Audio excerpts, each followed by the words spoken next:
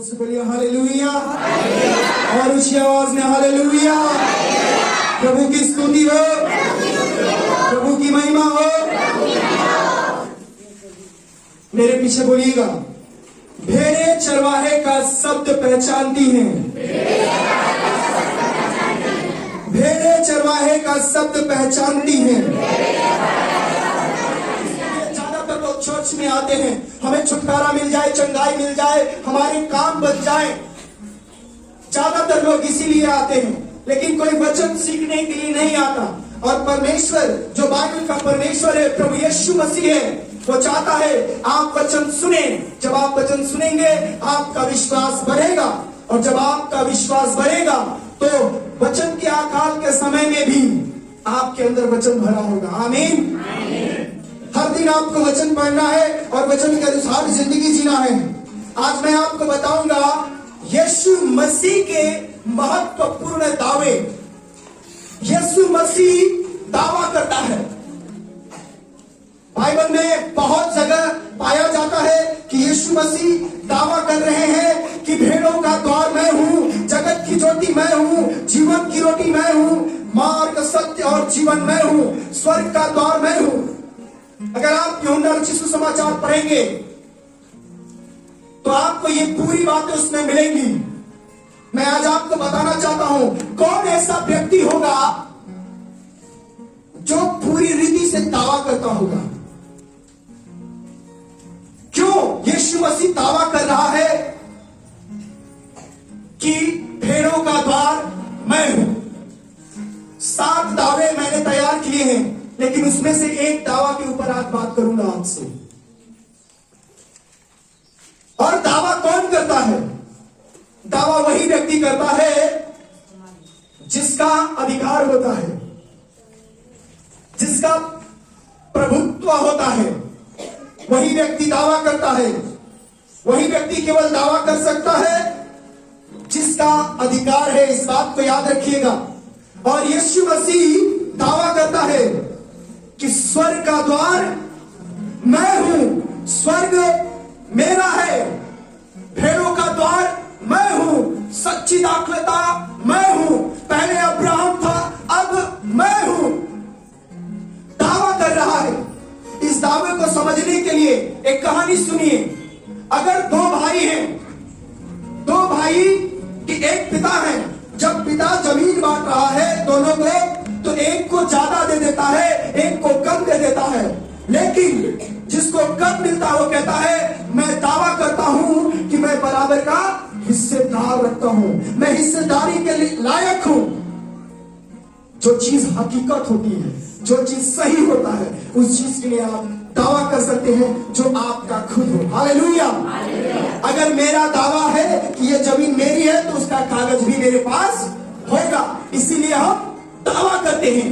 यीशु मसीह फरीसियों के सामने, सदूकियों के सामने, तमाम रब्बियों के सामने ये दावा करता है कि भेड़ों का द्वार मैं हूं। यदि हमें और आपको आशीष पाना है प्रभु यीशु मसीह से, तो द्वार से होकर के गुजरना पड़ेगा। अभी जब भाई वचन पढ़ रहे थे, बहुत क्लियर उन्होंने पढ़ा। मैं उसी वचन को लेकर बात करूंगा, मैं दोबारा नहीं पढ़ूंगा उस वचन को। आप ध्यान से बस सुनिए। 7 पद से मैं आपसे बात करूंगा।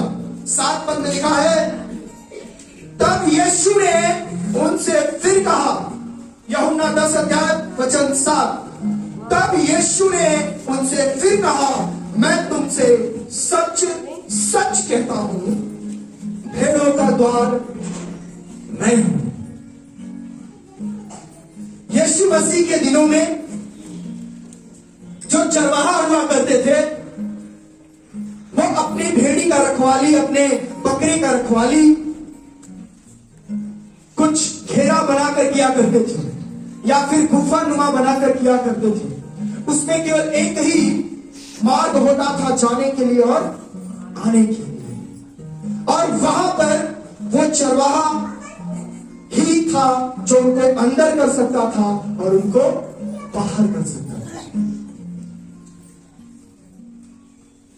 बाइबल में भेड़ तथा उनके झुंड परमेश्वर के लोगों का प्रतीक है। हालेलुया।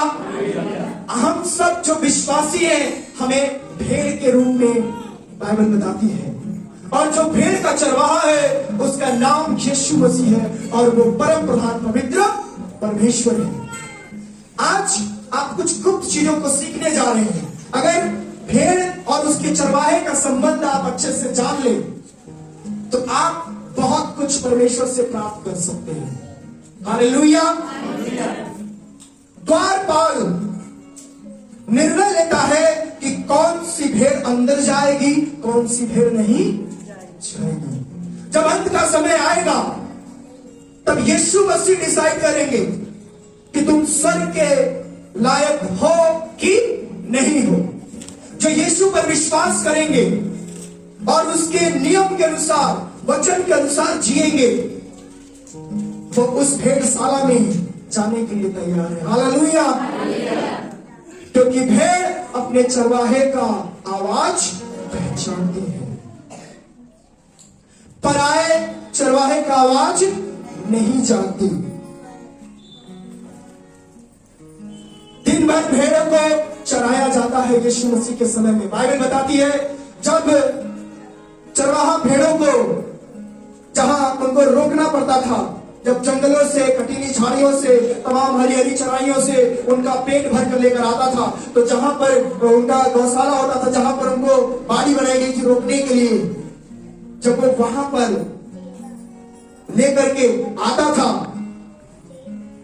तो उनको गिन करके अंदर डालता था और गिन करके बाहर भेजता था। चुने हुए बहुत थोड़े हैं, बुलाए हुए बहुत ज्यादा है। जो चुने हुए लोग हैं वो यीशु की आवाज को, उसके वचन को, उसके चीजों को महत्व देंगे। लेकिन जो केवल बुलाए हुए हैं वो कभी इस पास्टर के पास, कभी उस पास्टर के पास, कभी उस कलीसिया में, कभी कुछ कलीसिया में, ऐसे भटकते रहेंगे और भटकते रहेंगे।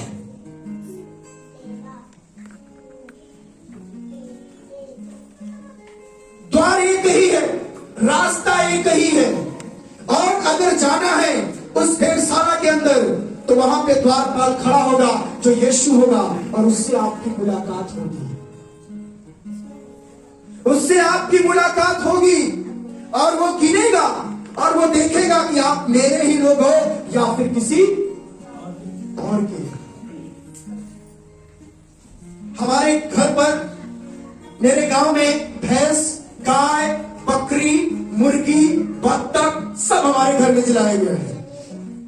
जब हमारे पिता उस नादी को वो साफ करता है, उसमें पानी डालता है, उसमें खरी चूनी डालता है, उसको फेंकता है, और जब कोई दूसरा गाय, जो जिसको छुड़वा बैल बोलते हैं, जो रोड पर घूमते हैं, फसलें नुकसान करते हैं, जब वो आकर के अचानक से उसको खाने लगता है तो वो डंडा उठाते और उसको मार के भगा देते हैं। क्यों? क्योंकि वो उनकी नहीं है। मेरी बात समझ रहे हैं? वे उनकी नहीं है। अगर वो उसे बांधते, उसकी रखवाली करते तो उसे जानते, लेकिन वो उनकी भेड़शाला की नहीं है। अंत के समय में ऐसा ही होगा। अंत के समय में ऐसा ही होगा। जब आप पढ़ेंगे भजन संहिता 77 अध्याय उसके 20 वचन को, भजन संहिता 80 अध्याय वचन 10 को, यशाया उसके 40 अध्याय वचन 1 को, तब आप समझ पाएंगे कि यीशु मसीह ने स्वयं को एक चरवाहे के रूप में बताया है कि मैं एक सच्चा चरवाहा हूं, मैं एक भला चरवाहा हूं, मैं मजदूर वाला चरवाहा नहीं कि मुझे रखा गया है और कोई भेड़िया या कोई शेर या कोई अदर जानवर आए मेरे भेड़ों को नाश करने तो मैं रखू चक्कर हो जाऊं, मैं भाग जाऊं। मैं ऐसा नहीं हूं। अपना प्राण देने वाला हूं मैं तुम्हारे लिए।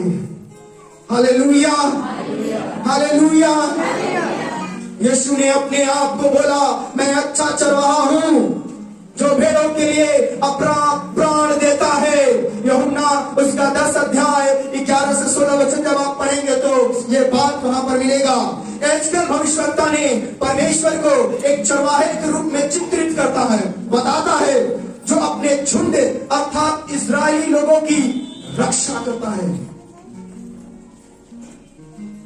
एक पास्टर को एक चरवाहे के रूप में देखा जाता है, जो अपने विश्वासियों को समय समय पर ताड़ना भी देता है, आत्मिक उन्माद की ओर बढ़ाता है, प्रार्थना करना सिखाता है, वचन में लेके चलता है, उनके साथ संगति करता है।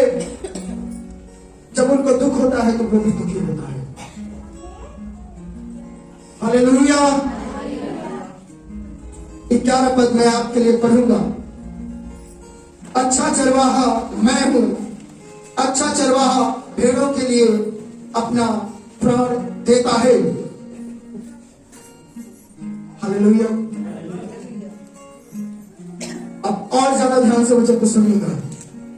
कोई जन जोर से बीच में से जरा 3 पद पढ़े तो ऊंची आवाज में 3 पद जल्दी से। उसके लिए द्वार पाल द्वार खोल देता है, उसके लिए द्वार पाल द्वार खोल देता है, और भेड़ें उसका शब्द सुनती हैं। भेड़ें उसका शब्द सुनती हैं, और वो अपनी भेड़ों को नाम ले लेकर बुलाता है, वो अपने भेड़ों को नाम लेकर के बुलाता है और बाहर ले जाता है। और बाहर ले जाता है।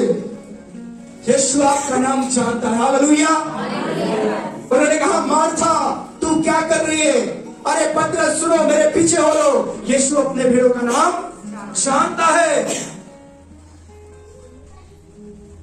यीशु मसीह आपका नाम जानता है। बाइबल कहती है उसने अपने हथेली पर आपके नाम को खोद करके लिखा है। हालेलुया। कितने लोग गर्व के साथ कह सकते हैं कि मैं उसकी चराई की भेड़ हूं? हालेलुया। आप परमेश्वर के लोग हो।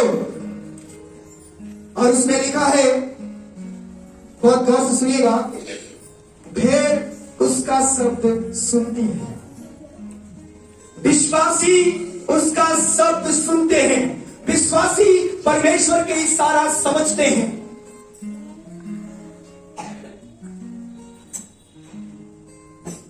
भेड़ें अपने चरवाहे का शब्द पहचानती हैं। क्यों पहचानती हैं? यहां पर एक क्वेश्चन मार्क है। क्यों भेड़ें अपने चरवाहे की आवाज पहचानती है? ध्यान सुनिएगा। क्योंकि उस भेड़ का अपने चरवाहे के साथ व्यक्तिगत संबंध है। हालेलुया। आपका प्रभु यीशु मसीह के साथ व्यक्तिगत संबंध है। अभी एक बहन यहां गवाही दे रही थी, मैं बहुत ध्यान से सुन रहा था।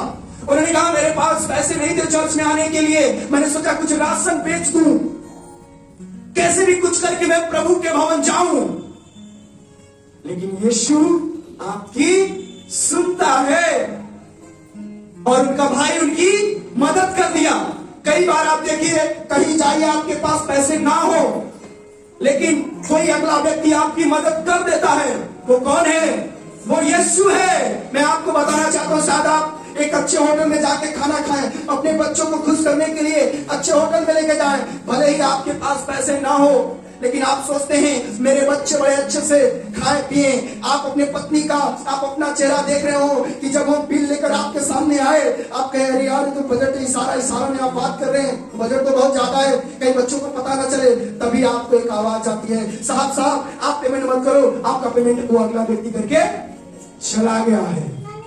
आपको यह बात जानना होगा, आपका पेमेंट यीशु मसीह ने किया है, अपना लहू आपके लिए बहाया है। आप मानो या मत मानो, आप जो सोचना है सोचो, लेकिन यीशु मसीह ने जब आप अपनी मां के पेट में थे, उससे पहले आपके लिए सब कुछ सह लिया है। उसने आपके लिए सब कुछ सह लिया है। आपको बचाने के लिए विरोधी दिया है उसने, ताकि आपको तकलीफ ना हो, आपको परेशानियां ना हो। लेकिन बाप को तब तकलीफ होता है जब उसका बेटा उसकी नहीं सुनता, और एक दिन वो बाप कहता है अखबार में निकाल के, इससे मेरा कोई रिश्ता नहीं, न्यूज़पेपर में निकलवा देगा, इससे मेरा कोई नाता नहीं है। और ठीक ऐसा ही होगा अगर आप अपने स्वर्गीय पिता को नहीं पहचानेंगे, अगर नहीं जानेंगे, आप नरक में जाने वाले हैं। हल्के में मत लीजिएगा परमेश्वर के वचन को। अभी समय है आपके पास। क्यों भेड़ें उसकी आवाज सुन रही हैं? क्योंकि चरवाहे से एक अच्छा संबंध है भेड़ों का। दिन भर चरवाहा भेड़ों के साथ संगति करता है, और बाइबल का परमेश्वर कहता है मैं तुम्हारे साथ जगत के अंत तक हूं, मैं तेरे संग संग रहता हूं। इस इसलिए तुम मेरी आवाज सुनो, तुम मुझे पहचानो। भेड़ें अपने चरवाहे पर भरोसा करने लगती हैं, और आप भी प्रभु यीशु मसीह पर अब भरोसा करने लगे हैं कि वो मेरा मालिक है, वो मेरा सब कुछ है, क्योंकि आप उसकी आवाज को सुनने लगे हैं। Hallelujah, hallelujah. क्यों भेड़ें उसकी आवाज सुनना चाहती हैं? भेड़ें अपने चरवाहे पर भरोसा रखती हैं कि कोई मुझे हानि करने आएगा तो मेरा चरवाहा मुझे बचा लेगा, मेरा परमेश्वर मुझे बचा लेगा। बहुत बार आपको एक्सीडेंट से बचाया है उसने, बड़ी बड़ी महामारियों से बचाया है, बहुत बार तंगी से बचाया है। आपको यह भी नहीं पता है, जब आप सोते हैं और शैतान आपके अंदर बीमारियां डालने आता है और तमाम प्रकार की दिक्कतें देना आता है, उस समय यीशु आपको बचाने के लिए वहीं खड़ा होता है, आपको पता भी नहीं चलता है। हालेलुया। वो परमेश्वर हर समय आपको बचा रहा है। वो क्यों चाहता है कि मेरी भेड़ें मेरी आवाज समझे, मेरी भेड़ी मेरी आवाज पहचाने? क्योंकि वो आपसे मोहब्बत करता है, वो आपसे प्यार करता है। आप कोई भी जानवर पाल लीजिए, आप देखिएगा अगर आप उसके साथ समय बिता रहे हैं, उसका एक्शन आपके साथ कुछ अलग होगा। परायों के साथ वैसा नहीं होगा जो आपके साथ होगा। अगर आप एक प्रार्थना करने वाले लोग हैं, फास्टिंग रखने वाले लोग हैं, प्रभु के संग चलने वाले लोग हैं, प्रभु का रिश्ता आपसे बहुत बेहतर होगा। हालेलुया।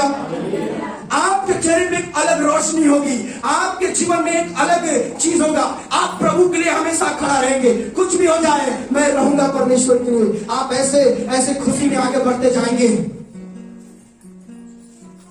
आपके लोग प्रचारक बनेंगे, आपके बच्चे परमेश्वर के लिए खड़ा हो जाएंगे, आपके बच्चे आगे आगे प्रभु की सेवा करने लगेंगे, अगर आपका रिश्ता परमेश्वर से बेहतर है। जब चरवाहा अपने भेड़ों को देखता है और भेड़ का जो बच्चा जन्मती है, चरवाहा उसे बड़े प्यार से पालता है और उसको भी खूबसूरत तरीके से तैयार करता है, उसका ट्रीटमेंट करता है, जब वो बीमार हो जाता है उसका इलाज करता है। आपका परमेश्वर आपको छोड़ा नहीं है। हालेलुया।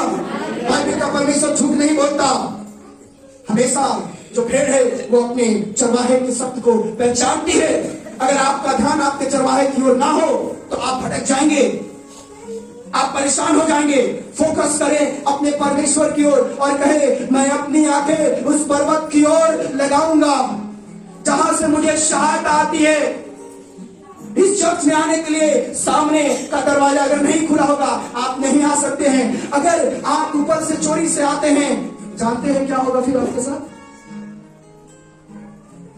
चरवाहे रात में जग करके अपने भेड़ों की रखवाली करते थे कि अगर कोई चोर आ जाए या कोई हमारे भेड़ों को चोरने हमसे दूर करने आए तो उसे छोड़ूंगा नहीं, लाठी से मारूंगा। आग जलाकर रोशनी किया करते थे। और एक चीज और था, आप देखिए किसी गलीलिया को जब वो भेड़ चराता है तो उसमें दो प्रकार की होगी ये जानवर, एक बकरी ज्यादा नजर आएगा और एक भेड़।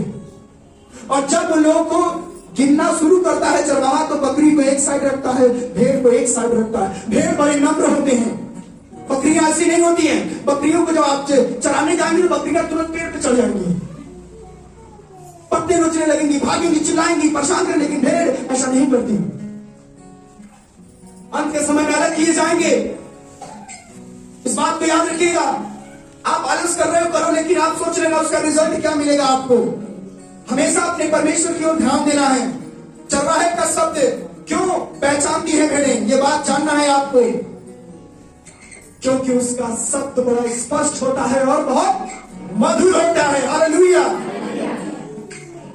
चरवाहा बड़ा प्यार करता है अपने भेड़ों से। चरवाहा प्रेम से भरा हुआ होता है। किसको देख के? अपने भेड़ों को। कहीं इसको प्यास तो नहीं लगी है, कहीं इसको भूख तो नहीं लगा है।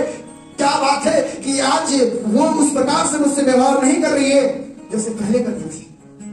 मालिक को तुरंत चिंता हो जाता है अपने उस जानवर के प्रति, और उस स्वर्गीय पिता का चिंता बढ़ रहा है क्योंकि उसके लोग उसकी आवाज नहीं सुन रहे हैं, उसकी भेड़ उसकी आवाज नहीं सुन रही है। मेरे प्रियो, चरवाहा बड़ा प्रेम से भरा हुआ है अपने भेड़ों के प्रति। प्रत्येक के लिए, केवल एक के लिए नहीं, जितने होना हर एक के लिए है वो। चाहे आप आज आए हो या 10 साल पहले आए हो, आपको वह साहस देता है। जब चरवाहा भेड़ों के साथ चलता है, भेड़ें मस्त मगन होकर चलती हैं, उन्हें कोई दिक्कत परेशानी नहीं होती है। लेकिन अगर चरवाहा ना हो क्या होगा? भेड़ें परेशान रहेंगी।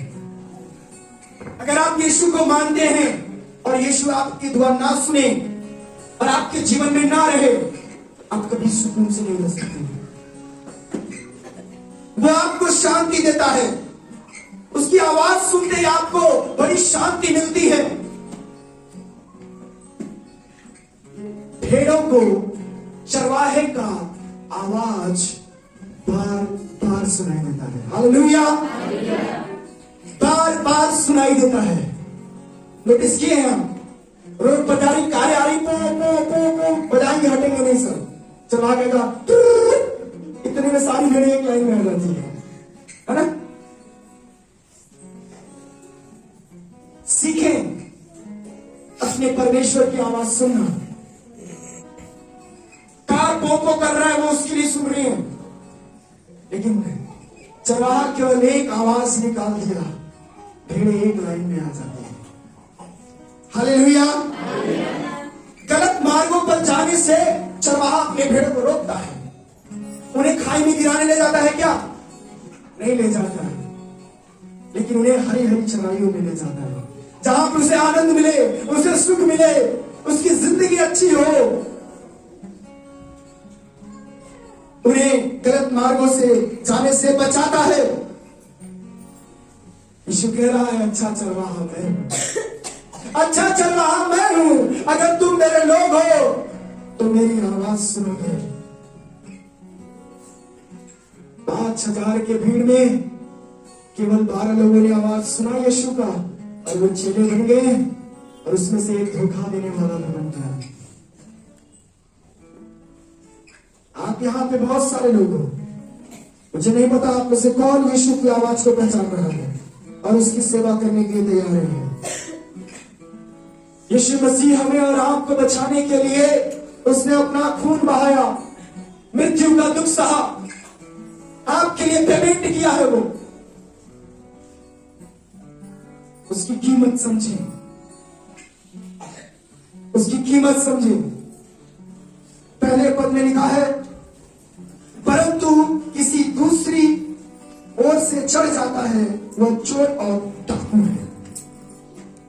वो चोर और डाकू है। जब इस वचन को आप आगे पढ़ते जाएंगे तो लिखा है, मुझसे पहले जितने आए वो सब चोर और डाकू हैं। क्या करते हैं ये छिप छिप कर आते हैं। अगर भेड़ों को चुराना है तो ये छिप छिप कर आएंगे, कहीं मालिक देख ना ले, कहीं स्वामी देख ना ले, छिप करके आएंगे। शैतान शेर के समान दहाड़ता है, लेकिन जब शेर अटैक करता है तो आवाज नहीं निकालता, वो छिप के आता है कि मैं सड़क से अटैक करूं।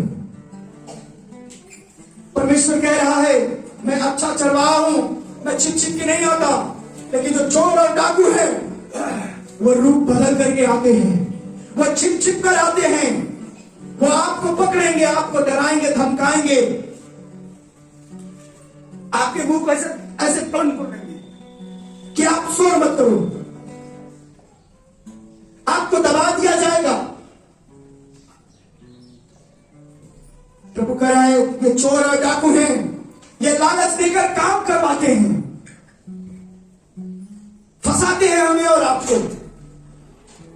ये सब सारे अंधकार के काम हैं। ये सीधे लोगों को भी भरमा देते हैं। आएंगे ऐसे बहुत सारे, मिलेंगे, मुलाकात भी होगी, अच्छे लोगों को भरमा दिया जाएगा। ये बड़ी चतुराई से काम करते हैं, आप पकड़ भी नहीं पाएंगे। आपके सामने ऐसे खड़े होंगे, आपका पर्स गायब, आपको पता भी नहीं चलेगा। इतना ज्यादा चतुराई से, इतना शार्पनेस होता है उनके कामों में, और ये धोखा देकर एक दिन चले जाएंगे। और यीशु मसीह क्या कह रहा है, मैं कोई मजदूर नहीं हूं जो भेड़ों को नाच करने आ रहा है, मैं देखकर अपना प्राण लेकर भाग जाऊं, बल्कि मैं वो हूं जो अपने भेड़ों के लिए जान देने के लिए तैयार है। हालेलुया। आज परमेश्वर आपसे बातचीत करे, और मैं चाहता भी हूं कि आप उसकी आवाज सुने, उसको पहचाने, वो आपसे क्या चाहता है। यीशु दावा कर रहा है, ये बहुत महत्वपूर्ण बात है। अगर आपके पास आपका हक किसी चीज में नहीं है तो आप दावा नहीं कर सकते, लेकिन यीशु दावा कर रहा है, स्वर्ग का द्वार मैं हूं, भेड़ का द्वार मैं हूं, मेरे बिना कोई इस पिता के पास स्वर्ग में नहीं जा सकता। अपने रिश्ते को मजबूत करें, अपने रिश्ते को मजबूत करें, परमेश्वर आपको ब्लेस करेगा। हालेलुया।